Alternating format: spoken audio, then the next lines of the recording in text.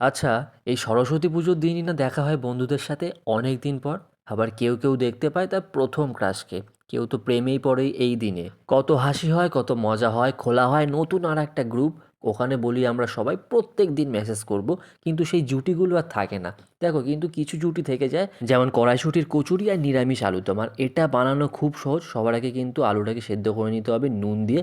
কড়াইতে সর্ষের তেল দিয়ে শুকনো লঙ্কা দিয়ে দেবে, তারপর গোটা জিরে আর আদাটা দিয়ে ওটাকে নাড়তে থাকবে। টমেটো কুচি দিয়ে ভালো করে নেড়ে নেওয়ার পর মশলার মধ্যে দিয়ে দেবে নুন, হলুদ, লঙ্কার গুঁড়ো। ভালো করে যখন তেলটা ছেড়ে বেরিয়ে যাবে, সেদ্ধ করে রাখা আলুটা দিয়ে দেবে। ওটা ভালো করে মিশিয়ে নিয়েছো। এবার কিন্তু অল্প একটু কাসুরি মেথি দিয়ে ভালো করে মিশিয়ে নাও। তারপর জল দিয়ে ওটাকে ফোটাতে থাকো। শেষে কিন্তু ধনেপাতা দিয়ে নামিয়ে নাও। এইরকম নিরামিষ আলুর দম। সরস্বতী পুজোর সেরা জুটি কড়াইশুঁটির কচুরি আর নিরামিষ আলুর দম। যদি বন্ধুত্বের মধ্যেও এরকম জুটি থাকতো তবে কিন্তু এত ভাঙন ধরতো না। আমরা যেন বড্ড তাড়াতাড়ি বড় হয়ে গেছি। আর এখন মনে হয় ছোটবেলায় ভালো ছিল, সরস্বতী পুজোটাই সবথেকে ভালো ছিল।